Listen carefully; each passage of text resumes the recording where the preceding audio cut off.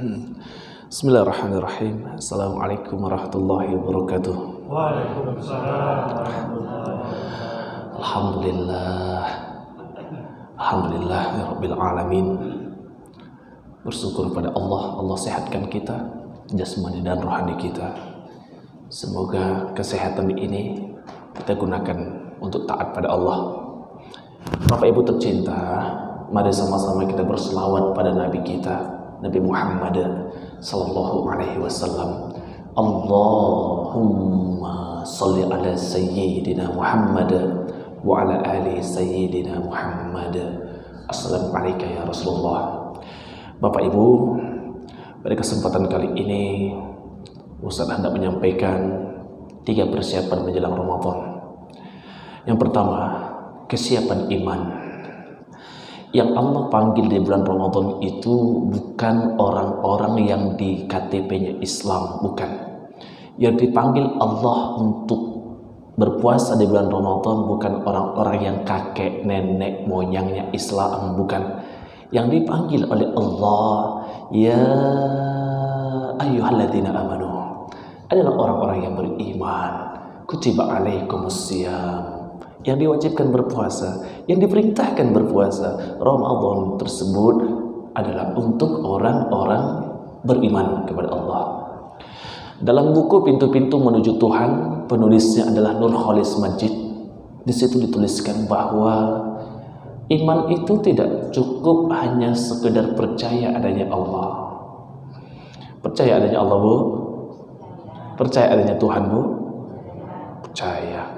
Ternyata Abu Lahab, Abu Jahal, Abu Sofyan, Abu Gosok, dan Abu lainnya itu percaya kok adanya Tuhan, percaya kok adanya Allah, percaya adanya pencipta alam semesta.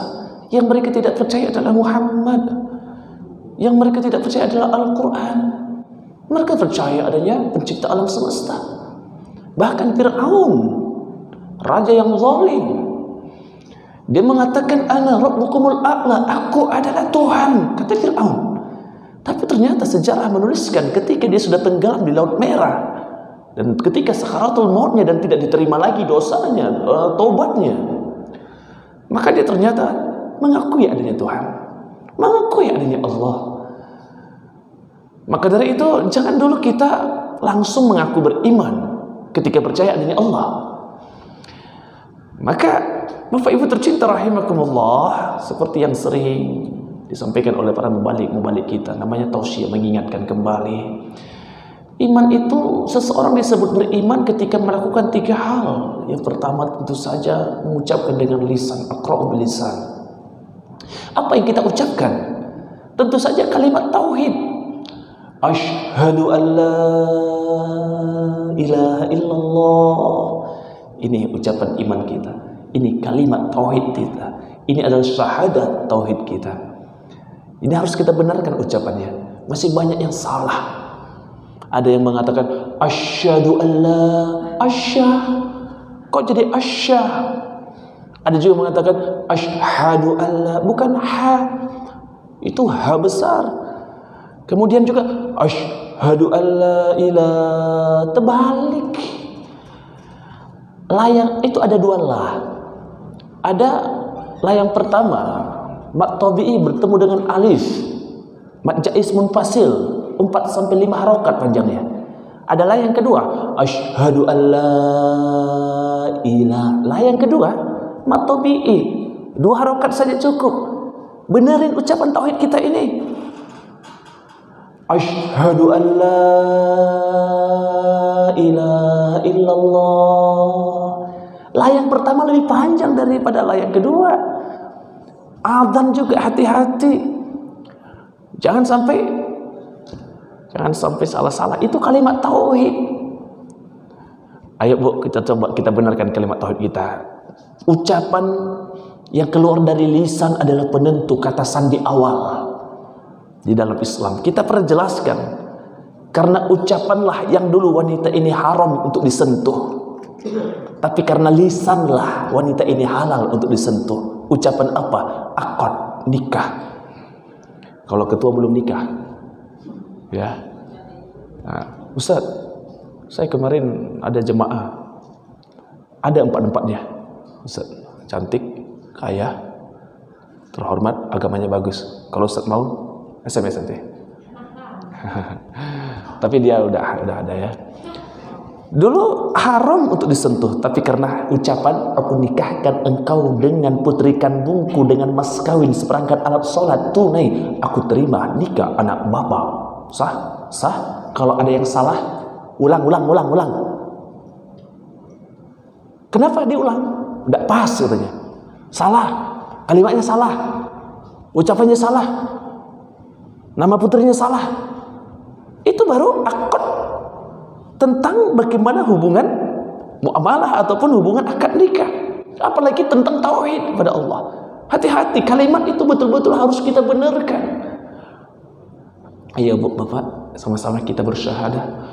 1, 2, 3. Asyhadu an la ilaha illallah. Nah, ucapkannya benar dulu, itu iman yang pertama baru. Mengucapkan dengan lisan. Nah, lantas apakah setiap orang yang telah mengucapkan ini lantas dia langsung jadi beriman? Tanya orang Kristen, bisa nggak ucapkan kalimat itu? Bisa. Sekarang ucapan-ucapan kalimat thayyibah saking seringnya diperdengarkan di Indonesia tercinta kita, orang itu lebih fasih mengucapkannya. Apalagi ucapan salam. Orang non itu, pas, assalamualaikum warahmatullahi wabarakatuh. Itu orang. Sedangkan orang Islam, mekum katanya. Mekum. Nah, mereka lebih fasih. Masya Allah, orang mereka. Apakah setiap orang yang mengucapkan sudah beriman? Belum. Tetapi kita, ucapan itulah kata sandi awal. Yang kedua, setelah diucapkan, diyakini dengan hati. Bu, yakin adanya Allah, Bu? Yakin. Kita cek keyakinannya. Kalimat syahadah kita tadi, asyhadu an la ilaha illallah, kita masukkan 1 dari 99 nama Allah ke kalimat syahadah kita. Oke, kita ulang-ulang yang sering kita sampaikan. Salah satu nama Allah dalam Asmaul Husna adalah Ar-Razzaq, Maha pemberi rezeki, Maha penjamin rezeki, Maha yang mencukupi rezeki. Sekarang Bu, Ustaz mau tanya, yakin gak Bu hanya Allah yang kasih kita makan dan minum? Serius, hanya Allah yang ngasih kita makan dan minum? Yakin gak hanya Allah yang mencukupkan kebutuhan kita? Yakin dong. Wa fis samaa'i rizqukum wa ma tu'adun. Allah telah tetapkan rezeki kita di langit, dijanjikan akan diberikan dan tak akan pernah tertukar rezeki satu dengan rezeki yang lainnya. Bahkan sebelum kita lahir ke dunia, rezeki itu sudah dijatah jumlahnya. Bahkan tak seekor pun binatang melata di muka bumi kecuali Allah tunjukkan dan jamin rezekinya. Yakin Bu hanya Allah yang ngasih kita kecukupan rezeki, Bu? Yakin gak Bu kalau yang Allah kasih ini cukup untuk kita? Oke, tadi yang pertama iman itu adalah diucapkan dengan lisan. Kedua, diyakini dengan hati. Oke, Ibu yakin, Bapak yakin hanya Allah yang kasih kita makan dan minum. Hanya Allah yang menjamin rezeki. Hanya Allah pasti cukupkan rezeki untuk kita. Sekarang kita amalkan bil arqan. Karena iman itu diucapkan dengan lisan, diyakini dalam hati, diamalkan dalam perbuatan. Apa yang kita yakini tadi Bu? Ar-Razzaq, Allah pasti cukupkan kita rizki. Gimana amalnya? Kulu mimma fil ardi halalan thayyibah. Jemputlah, ikhtiarlah, ambil rezeki yang telah Allah tetapkan itu dengan halalan thayyibah. Inilah iman.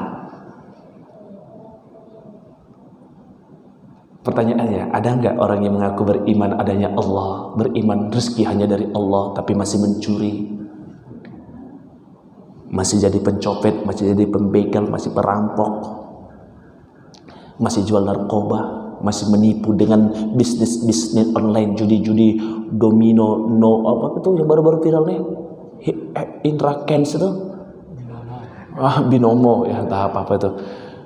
Masih juga menipu, masih juga ada investasi-investasi bodong marak zaman sekarang. Masih ada, Riau adalah tingkat 2 peredaran narkoba tertinggi di Sumatera ini. Kenapa? Apakah itu adalah persoalan kurangnya rezeki? Ada seorang pencuri. Ini pencuri ini ketangkap nih. Tangkap polisi, diinterogasi. Kenapa engkau mencuri? Sebut saja namanya James.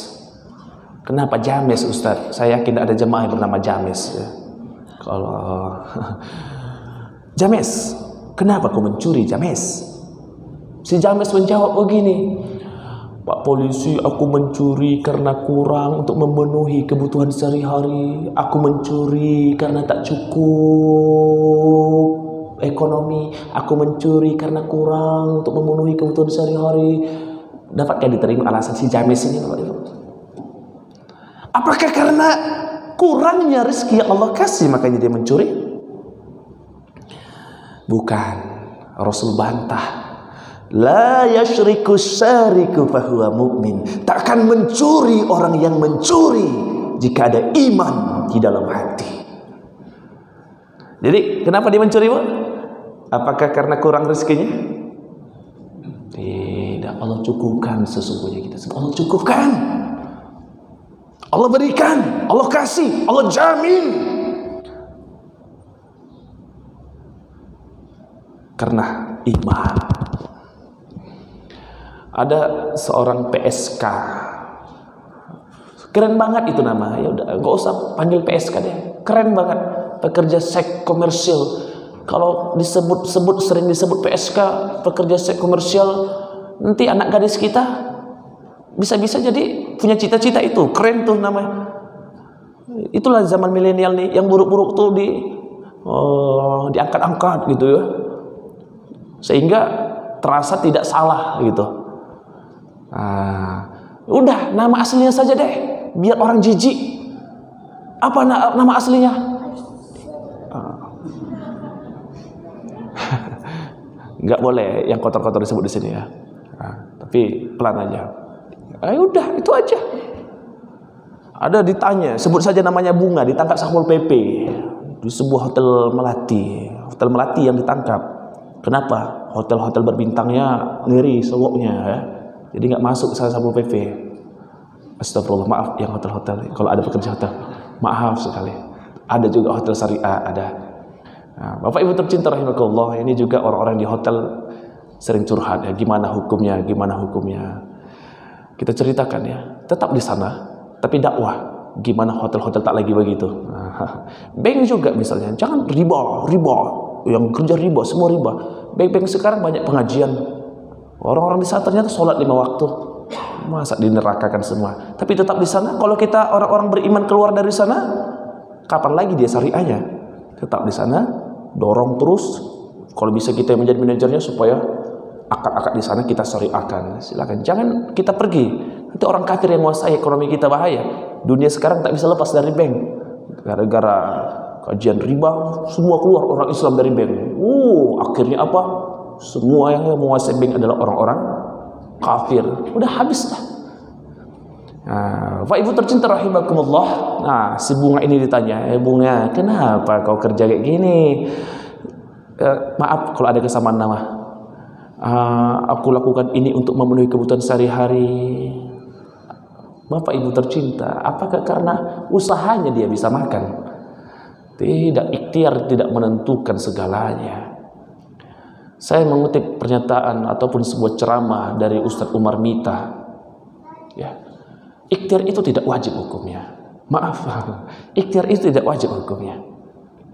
Ya, tetapi memang adalah perintah Allah Subhanahu Wa Taala, kita harus ikhtiar. Ya. Tapi untuk datangnya rezeki ternyata banyak kok yang datang karena misalnya santai-santai datang rezekinya, santai-santai masih hidup juga ya. Tapi memang perintah Allah dan Rasulnya ikhtiar. Bapak Ibu tercinta rahimakumullah, betulkah alasan si penzina ini alasannya berzina gara-gara kurangnya ekonomi, kurangnya rezeki? Tidak.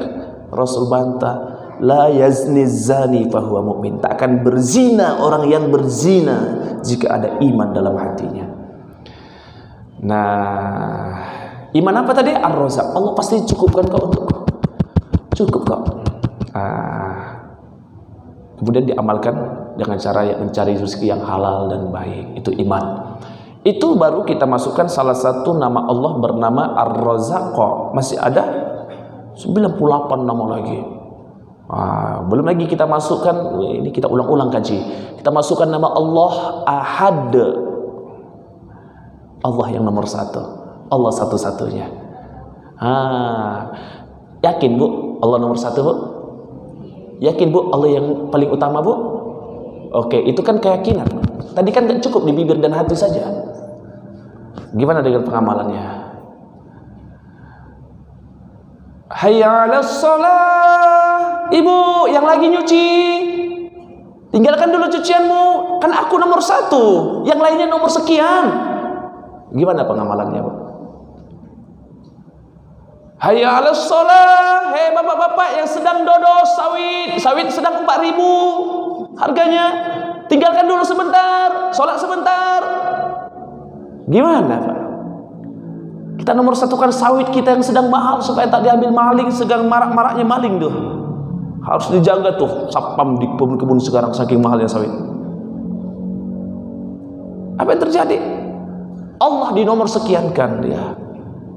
Pantas kita masih mengaku aku beriman, aku beriman, aku beriman. Takutnya kita hanya ngaku aku beriman, tapi Allah berkata, la yu'min, kau tak beriman. Maka iman kita perbaiki. Karena apa? Kembali ke awal tadi. Yang Allah panggil berpuasa di bulan Ramadan siapa Ibu? Orang beriman. Makanya apa hubungannya Rajab, Sya'ban dengan Ramadan? Ada doanya. Meskipun ada yang memperdebatkan hadis tersebut lemah, oke, doa, silakan doa itu dengan bahasa apapun yang kita minta, penting baik silakan. Ya, Allahumma barik lana fi Rajab wa Sya'ban wa balighna Ramadan. Apa hubungannya Rajab, Sya'ban dan Ramadan? Emang bulan lain tak berhubungan apa? Maka di bulan Rajab, Sya'ban ini kan bulan haram. Dilipat gandakan segala amal-amal kita. Zikir di bulan haram, dilipat gandakan pahalanya. Puasa di bulan haram, dilipat gandakan pahalanya. Bahkan di bulan Rajab ada Isra Mi'raj, yang dimana kejadian itu adalah kejadian untuk meningkatkan iman. Dari masjid ke masjid, Masjidil Haram ke Masjid Aqsa. Innama ya'muru masajidallahi man amana billah, tentang iman juga. Pahala dilipat gandakan supaya kita mengejar kebaikan-kebaikan, iman juga. Maka Rajab, Sya'ban adalah bulan meningkatkan iman, bulan memantapkan iman. Supaya apa? Hubungannya dengan Ramadan. Karena yang sampai ke bulan Ramadan adalah orang-orang yang beriman kepada Allah. Ayo kita mantapkan iman. Ada amalan di Sya'ban, ada acara besok. Ayo. Bunda tercinta rahimakumullah, kita mantapkan iman kita. Nah, ini yang pertama yang harus kita persiapkan, kesiapan iman. Tentu ini adalah tentang hati, ya, bagaimana hati kita betul-betul yakin kepada Allah Subhanahu wa taala. Yang kedua, persiapan yang kedua, tadi 3. Yang kedua, ilmu. Kalau mau ke ladang bawa apa, Bu? Alat bertani dong ya, alat supaya dapat hasil ke ladang tuh. Paling tidak ya potong rumput, mesin potong rumput, cangkol, guris, semprot, baru ada hasil. Ketika bapak mau pergi bekerja, Bu, ibu siapkan apa saja keperluannya, Bu? Siapkan pakaiannya, siapkan sepatunya. Untuk bekerja bapak cari duit, ibu siapkan pakaiannya, ibu siapkan bontoknya, betul Bu? Ibu gosok bajunya, sepatu terbaik, pakai parfum. Wow, motor dicuci, dilap supaya tak basah, sediakan mantel supaya Bu, supaya apa itu Bu? Sukses dunia. Untuk mencari kesuksesan dunia saja begitu persiapan kita. Faman arada dunia fa'alaihi bil ilmi. Siapa yang ingin sukses dunia, raih dengan ilmu. Faman aradal akhirah, siapa yang ingin sukses akhirat dengan ilmu. Faman aradahuma, siapa yang ingin sukses keduanya dunia akhirat, fa'alaihi bil ilmi. Tapi kita sibuk mencari kesuksesan dunia, begitu persiapan kita. Luar biasa persiapan kita. Apalagi persiapan akhirat, yaitu ilmu. Salat maghrib tadi, apa niatnya bu? Usolli fardol maghribi. Fardol maghrib. Maghrib itu hukumnya fardhu. Nanti isya sebentar lagi. Apa hukum isya bu? Fardhu. Subuh fardhu. Zuhur fardhu. Asar fardhu. Thalabul ilmi fardhatun ala kulli muslimin. Menuntut ilmu agama fardhu hukumnya. Bu, apa hukum menuntut ilmu agama bu? Fardhu. Bukan cuman ustaz-ustaz atau mubalik yang harus paham agama. Jamaah juga wajib belajar agama. Bukan cuman SAG yang harus paham, sarjana agama yang harus paham agama. Kita juga jamaah harus paham, belajar agama. Maka siapkan bu ilmu menuju bulan Ramadan. Tentu saja adalah fikih, puasa.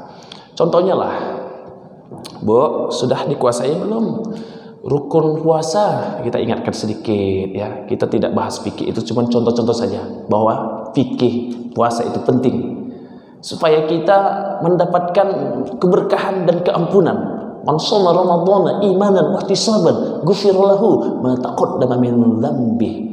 Bukan yang kita dapatkan zu' wal atos, lapar dan dahaga. Kenapa?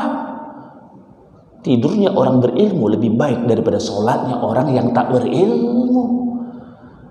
Allah angkat orang beriman dan orang berilmu beberapa derajat. Bu, apa rukun puasa yang pertama? Niat karena Allah. Niat juga harus tahu. Niat itu paling tidak ada dua khilafnya. Pertama, tentang pelafasannya. Ya, kalau mazhab Syafi'i kan sunnah itu dilafazkan. Yang penting dalam hati. Sunnah silakan lafazkan. Nawa itu soma ghadin, itu hilaf pertama. Dalam hati saja cukup, tidak perlu harus dilafazkan seperti itu. Hilaf yang kedua, kalau mazhab Syafi'i setiap malam harus berniat. Tiap malam berniat. Sebelum terbit fajar berniat. Diulangi terus niatnya. Sedangkan nanti mazhab Maliki tidak boleh rangkap. Besok hari Kamis, maghribnya kan udah jatuh Jumat, itu udah masuk Jumat. Jumat akan Ramadan masuk.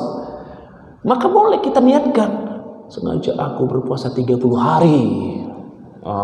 Ini 30 hari langsung boleh. Silakan. Tapi lebih utama, ulang dong ya. Kita ini suka lupa, suka diperbaharui lah niatnya ya, perbaharui niat sehari-hari. Itu rukun pertama, niat. Yang kedua, niatnya adalah rukunnya adalah menahan lapar dan haus, tidak makan, tidak minum dari terbit fajar sampai terbenam matahari. Bapak Ibu tercinta rahimakumullah, itu baru satu. Belum lagi, udah hafal belum kita yang membatalkan puasa? Yang membatalkan puasa itu ada 9. Satu, memasukkan sesuatu dari 5 lubang plus 1 lubang, 6 lubang. Lubang pertama adalah memasukkan sesuatu ke mulut. Tapi yang disebut membatalkan puasa adalah jika menelan. Kalau cuma di mulut nih, belum batal. Tidak batal. Maka boleh gosok gigi, boleh berkumur-kumur saat wudu. Kan di dalam tuh mulut. Kita berkumur-kumur kan masukkan air ke mulut. Boleh. Bu, mencicipi makanan 1 kuali boleh nggak? Boleh, yang penting tidak ditelan. satu kualinya cuman pengecoh saja, nggak mungkin ya. Intinya mencicipi makanan silakan boleh. Gosok gigi pakai Pepsodent boleh nggak, Bu? Boleh, yang penting tidak ditelan. Yang membatalkan, Bu, menelan. Menelan itu indikatornya adalah melewati tenggorokan. Kalau cuma di mulut sini, tidak apa-apa, silahkan. Tapi nanti ada kelanjutannya. Bu, menelan. Tadi kan menelan tidak boleh, batal. Sekarang Ustaz mau tanya, menelan ludah boleh enggak? 3 syarat. 1, ludah yang ditelan adalah ludah sendiri. Itu nomor 1. Jangan ludah orang. Biasa ya, apalagi kita punya bayi kecil. Bayi kecil 2 tahun ke bawah itu air liurnya itu manis, wangi masih. Tapi kalau udah 2 tahun ke atas itu udah mulai ya, macam-macam rasanya. Kita kalau anak kita gendong dia, kita gini-gini kan, dimakannya mulu kita. Bercampur ludah kita dengan ludah bayi, kita telan, batal ya. Kedua, apalagi Bu, ludah bercampur dengan ludah suami ya. Ini kalau bidang percintaan, kalau yang jomblo nggak tahu dia. Batal nggak, Bu, kalau mencium istri di bulan Ramadan? Tidak batal. Yang batal itu berjima, bersenggama yang batal. Kalau cuma cium silakan. Tidak keluar air mani. Jadi Bu, kalau puasa itu jangan serem-serem amat. Romantis tetap. Ini suami baru dekat sedikit mau apa? Tunggu. Puasa. Jauh. Jangan gitu-gitu amat. Tetap romantis. Tapi hindarkanlah mencium, nanti nafsu pula, nggak bisa dihindari ya. Tapi kalau cuma cium kening, cium bibir tidak sampai apa ya, silakan. Tadi menelan ludah, yang penting ludah sendiri. Kedua, menelan ludah sendiri dengan syarat belum sempat keluar dari mulut. Kalau ludah sudah sempat keluar dari mulut, batal. Atau ada yang ngantuk-ngantuk nih, nanggung dia enggak. Yang dia dengar cuma nomor 1, menelan ludah sendiri boleh, kata Ustaz Tampu Bolon. Dikumpulkannya ludahnya dari ba'da sahur, dikumpulkannya di botol aqua, dikumpulkannya sampai jam 10 pagi, penuh ludah sendiri, dimasukkan kulkas. Jam 3, sejak lapar-lapar jam 3 tuh diambilnya, kan katanya boleh. Menelan ludah sendiri, diminumnya Bu, ludah sendiri, batal karena sudah sempat keluar dari mulut. Tapi kalau cuma di mulut saja, silakan. Misalnya banyak, kita sholat kan kadang-kadang keluar dia Bu. Sholat kan sekitar 10 menit misalnya, mencair dia. Nggak usah sibuk, meludah, push. Payah, ada orang di samping. Telan aja. Meskipun banyak, nggak batal. Penting ludah sendiri, belum sempat keluar dan tak bercampur dengan apapun. Yang ketiga, menelan ludah dengan syarat tak bercampur dengan apapun dari luar. Apa contohnya? Mencicipi makanan. Tadi kan boleh, tapi ini catatan nih. Mencicipi makanan boleh, tapi ketika mencicipi kan tinggal di sini asin, pedas, manis, asamnya kan. Jangan menelan ludah setelah mencicipi makanan. Pastikan bekas mencicipi makanan hilang sama sekali 100%. Nanti ketika kita menelan ludah bercampur dia, batal Bu. Jadi lebih baik jangan mencicipi makanan. Orang yang mencicipi makanan itu amatir tuh ya. Koki amatir biasanya ya. Kadang-kadang sampai 10 kali cicip. Itu amatir banget itu ya. Amatir banget ya. Tapi pada intinya tak batal mencicipi. Yang batal adalah menelan. Tapi yang ditakutkan ludah bercampur asin itu. Boleh tadi berkumur-kumur, boleh. Yang tak boleh adalah menelan ludah setelah berkumur, padahal masih ada basahan air di dalam ini. Jangan menelan ludah setelah berkumur-kumur. Pakai Pepsodent bisa nggak gosok gigi? Boleh. Yang penting pastikan tidak ada asam, pedas-pedas, manis, berwangi-wangi pedas, hangat. Kalau udah hilang, baru menelan ludah. Itu menelan. Yang ditelan apa saja, jangan, nggak cuma berupa makan dan minuman. Kita gosok-gosok gigi, tusuk-tusuk gigi, keluar dalaman gigi itu, congkel tetelan. Nggak sengaja kata, kok nggak sengaja ngapain tusuk-tusuk gigi bulan Ramadan? Cari masalah, cari asbab sendiri yang tak penting, yang tak darurat untuk ditusuk itu gigi. Atau ada punya pengalaman tuh, takut nanti putus tuh ujung tusuk gigi, maka hindarkan. Tak batal sih, secara langsung tidak batal, cuman menghindarkan lebih baik. Jadi itu yang membatalkan yang pertama, masukkan dari lubang mulut. Tadi ada 6 lubang. Lubang yang kedua adalah lubang hidung dalam. Kalau luar saya tidak apa-apa. Tapi kalau sudah masuk ke dalam, ibu pernah nggak bu nasi keluar dari hidung? Apa artinya itu? Ternyata tenggorokan. Makanya dokter itu THT, telinga hidung tenggorokan, sama nih. Satu rongga dia. Maka kalau masuk air dari hidung, masuk ke tenggorokan, masuk sini. Maka jangan suka berenang ketika puasa. Ini anak-anaknya berenang aja sepanjang Ramadan. Berenang sore, berenang. Makanya ketika kita berenang atau berendam atau mandi, kadang-kadang hilang haus laparnya. Kenapa? Nih masuk. Jangan suka-suka berenang. Anak-anak tuh kecegah berenang. Apalagi kalau sudah berlompat, indikator masuk tuh agak-agak pedas sedikit. Apalagi kalau sudah gini, jugar balik, udahlah macam-macam. Bang hidung, ngupil juga, boleh nggak ngupil bulan Ramadan? Boleh, silahkan. Yang tak boleh itu adalah ketika kita ngupil terdorong upilnya masuk ke sini, masuk sampai sini. Maka hindarkan, jangan ngupil-ngupil. Ya. Maka kalau berwuduk gimana Ustaz?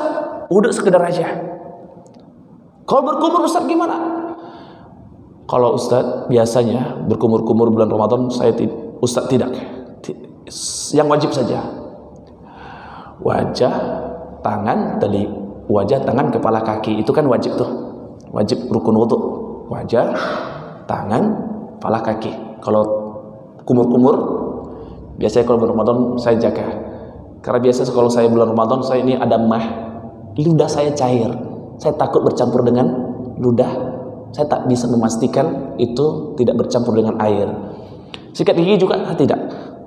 Sikat gigi pakai odol atau tidak? Tidak. Saya biasa sikat gigi adalah setelah sahur, udah bersih semua, baru sholat subuh. Jadi nanti gak usah sikat gigi lagi. Bau Ustadz, bau. Bau kasturi di hadapan Allah ya. Masya Allah. Jadi hati-hati. Telinga satu lagi. Telinga sama tadi, salurannya juga ke tenggorokan.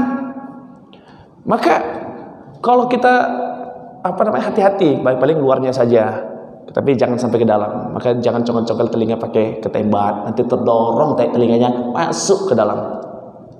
Itu udah 3 lubang, mulut, hidung, telinga. 2 lagi, kemaluan dan lubang anus. Ibu-ibu hati-hati. Kalau istinja, pakai nih perut aja, pakai perut, nggak usah belok. Bahaya, masuk dari lubang kemaluan, masuk air meresap. Apalagi kalau udah buang angin, tuh terbuka, kalau mau nutup narik dia air tuh. Hati-hati, ya. Apalagi nggak usah suntik-suntikan, misalnya ada nggak yang disuntik ke kemaluan bu? Ada, misalnya obat KB misalnya disuntik ke kemaluan, nggak boleh, ya bu ya. Kemudian lubang anus ya. Ada obat demam misalnya atau pengganti makanan dari anus, ketika Ramadan disuntik lewat anus. Jangan. Ya Bu ya. Saya pernah dapat info kentut di dalam air batal puasa. Pernah dengar Bu? Saya pernah dengar. Tapi kalau dipikir-pikir bisa jadi juga. Karena proses kentut dalam air nih, rendam, kalau sudah kentut, dia akan mengembangkan lubangnya, mengeluarkan gas. Udah terbuang gasnya, ketika hendak menutup, dia narik. sama kayak ombak. Ombak, tapi kalau sudah turun, narik dia. Bisa jadi. Itu kata-kata orang tua itu kalau di kampung-kampung viral itu. Kentut dalam air batal puasa. Ternyata bisa jadi logikanya sampai ke sana. Ketika kentut pas lari terhirup itu air. Lubang kelima. Sekarang keenam, suntik misalnya. Kemudian infus. Maka ini ada dua pendapat, dua khilaf. Satu batal sama sekali, jangan. Tapi ada satu, tergantung suntiknya. Kalau suntiknya adalah menambah tenaga sebagai infus. Infus itu kan pengganti makanan dan minuman, Bu. Bertambah tenaga atau vitamin. Makanya orang yang HD, hemodialisa, cuci darah, dia dikeluarkan darahnya, dimasukin ke mesin. Saya 2 tahun kerja di rumah sakit Tabrani.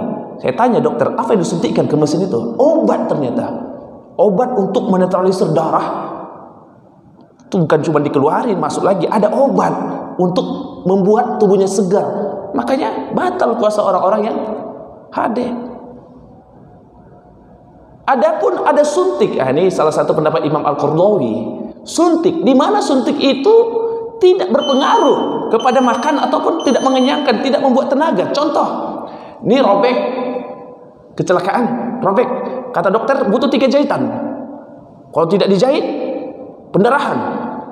Sebelum dijahit, disuntik bius. Suntik bius. Suntik bius itu hanya mengebaskan sekitar luka, betul? Kemudian dijahit lagi. Gak apa-apa.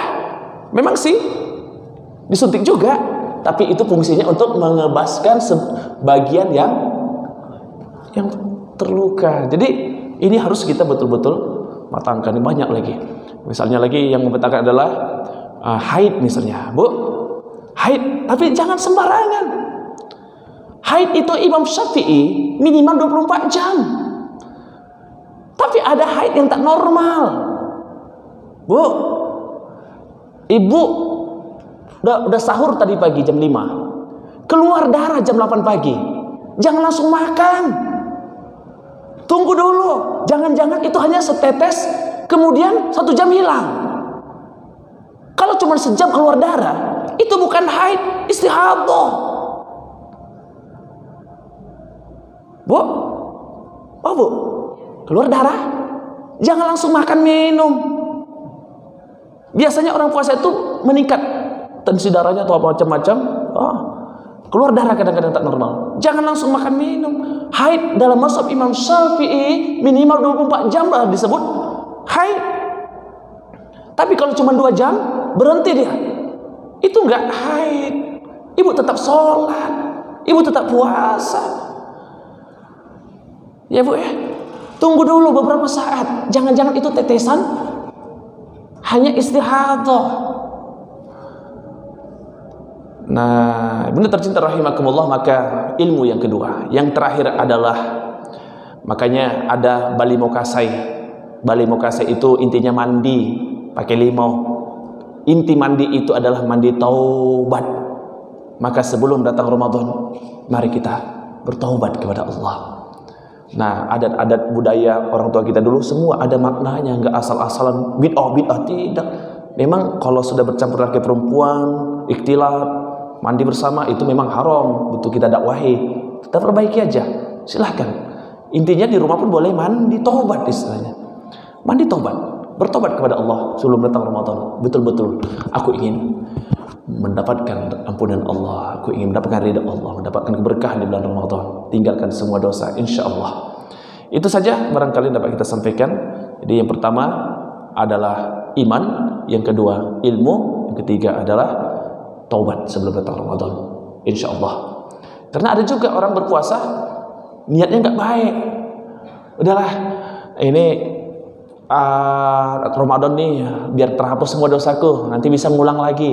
Oh tidak, betul-betul berniat meninggalkan dosa-dosa. Kita sudah pernah bicara tentang taubat di masjid ini. Itu saja yang dapat kita sampaikan. Mudah-mudahan ada manfaat. Terima kasih. Ini mungkin pertemuan terakhir saya di masjid ini, di sebelum Ramadan ini. Semoga Allah berikan takdir terbaik untuk kita. Semoga kita dapat bertemu lagi, tak bertemu di dunia. Mudah-mudahan nanti kita bertetangga dalam surga. Ibu, kalau tak jumpa saya di surga, dua kemungkinan. Kemungkinan pertama, saya masuk neraka. Maka mohon kepada Allah, Bu, mohon kepada Allah. Dulu ada Ustaz Tampu Bolon, Muksin Tampu Bolon. Dia mu'alaf. Dulu pernah ngajar kami. Kalau nggak salah saya di sini sudah setahun lebih. Dia pernah ngajar kami ilmu-ilmu, walaupun ilmu-ilmu itu tak seberapa dengan ustaz-ustaz yang lainnya. Tapi mohon ya Allah, masukkan dia ke dalam surga bersama kami. Tapi kalau ibu tak jumpa saya di surga, di neraka juga tak ada, satu kemungkinan kedua, mungkin surga ustaz lebih tinggi daripada ibu, jadi gak jumpa. Masya Allah, mudah-mudahan masuk surga semua, amin ya rabbal alamin. Subhanakallahumma rabbana bihamdika asyhadu an la ilaha illa anta astaghfiruka wa atubu ilaik. Assalamualaikum warahmatullahi